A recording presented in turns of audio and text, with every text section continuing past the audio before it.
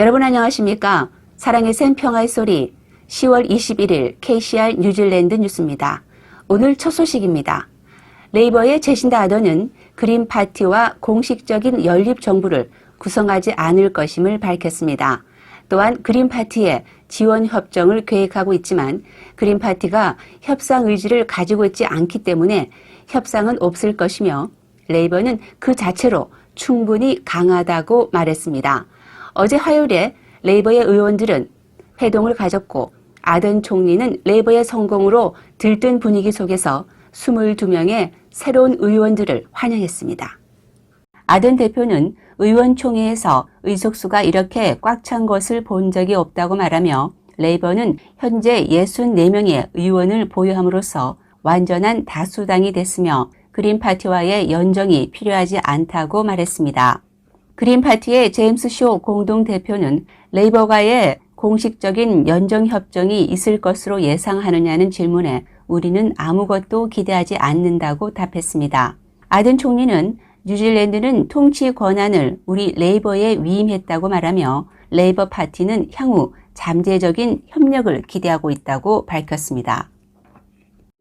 전 세계적으로 온라인 게임을 공급하는 밸브 코퍼레이션의 가베 뉴웰 대표는 뉴질랜드의 영주권을 신청했습니다. 여러 게임 관련 매체들은 어제 뉴웰 대표가 뉴질랜드의 영주권을 신청했다고 보도하며 아든 총리와 회의를 했으며 그에 따라 게임 개발 장소가 뉴질랜드로 이동할 것으로 보입니다. 그러나 뉴웰 대표는 TVNZ의 아침 방송에 출연해 이와 같은 사실은 근거 없는 보도라고 말하며 영주권 신청은 사실이지만 아직까지 게임 개발 장소나 본사를 이전할 계획은 고려하지 않고 있다고 밝혔습니다. 그는 어떤 종류의 비자를 신청했는지에 대해 밝히지는 않았지만 만일 영주권이 허용된다면 뉴웰 대표는 포버스지에 600억 달러 상당의 재산을 보유하고 있는 뉴질랜드 최고 부자 대열에 합류하게 됩니다. 뉴질랜드의 스타벅스 프랜차이즈 회사는 재정난으로 허덕이고 있는 버거킹 체인점들을 인수할 예정입니다.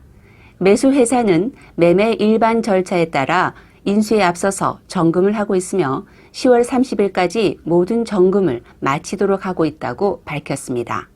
지난해부터 재정난을 겪고 있는 버거킹은 금년 초 코비드19로 인한 록다운의 영향으로 악화되면서 4월 중순경 법정 관리 절차를 밟기 시작했습니다. 버거킹의 채권자들로는 40여 개의 식자재 납품 회사들과 전기, 수도 등의 시설물 공급 회사들입니다. 버거킹은 전국적으로 78개 지점을 통해 1,800명이 넘는 종업원들을 고용하고 있습니다.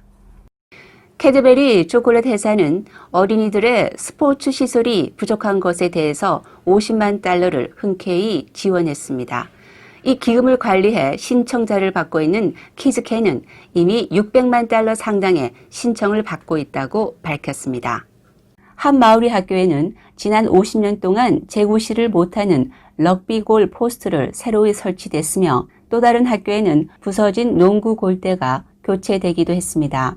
키즈캔의 한 관계자는 제한된 기금을 어떻게 할당할지에 대해 어려움이 많다고 말하며 해변가에 위치한 학교지만 학생들이 한 번도 해보지 못했던 서핑을 위해 서핑보드도 지원했다고 밝혔습니다.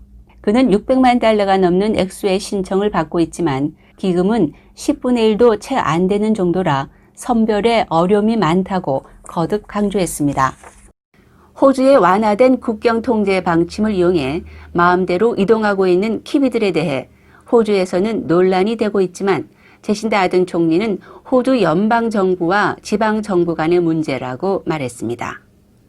뉴질랜드 사람들은 지난 금요일부터 시드니를 통해 뉴사우스웨일스와 노던 테리토리주로 입국할 경우 14일간의 격리를 하지 않아도 되지만 멜번을 비롯해 퍼스, 아드리엘, 호바트 등지는 아직 허용되지 않았지만 호주로 떠난 키위들은 모든 지역들로 이동하고 있는 것으로 알려졌습니다. 정부의 허용 방침에 따라 사우스 오스트레일리아주는 키위들에 대한 격리를 해제하지만 격리시설에 있던 12명의 키위들을 격리시설에서 즉시 나가도록 조치했습니다. 아든 총리는 호주를 향하는 뉴질랜드 사람들에게 사전에 호주의 규정을 확인하도록 당부하면서도 호주 내에서의 이동 관리는 호주 내부의 문제이며 키위들의 자유로운 이동을 묵인했지만 그들이 뉴질랜드로 돌아올 때는 14일간의 격리를 반드시 해야 한다고 강조했습니다.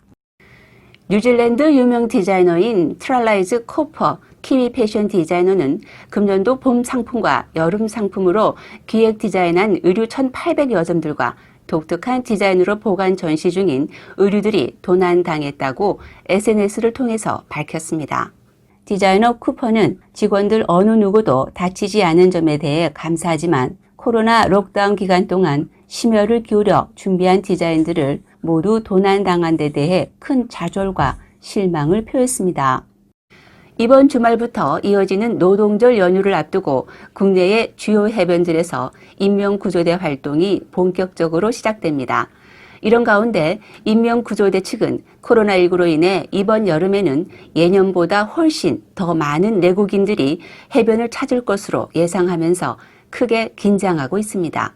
관계자는 엄청난 인파가 몰릴 것으로 보인다면서 여기에다가 다른 해에는 국내 해변에서 인명구조 활동을 했었던 이들도 입국할 수 없게 된 점도 영향을 미치고 있다고 밝히며 그 대신에 호주나 미국, 영국의 구조기관들과 협조해 코로나19 사태 하에서 해변을 효과적으로 통제하는 방안들을 알아보고 있다고 덧붙였습니다. 뉴질랜드는 열대성 사이클론과 해수면의 상승으로 인한 라니나 기후의 영향으로 향후 6개월 동안 원치 않는 영향을 받을 것으로 예상됩니다. 기상학자 니와 씨는 이번 시즌에 열대성 사이클론 위험이 높아질 것이라고 말했습니다. 오늘의 환율 정보입니다. 뉴질랜드 달러화 대비 원화의 기준 환율은 747원 92전, 한국에서 보낼 때 755원 39전, 한국에서 받을 때 740원 45전입니다.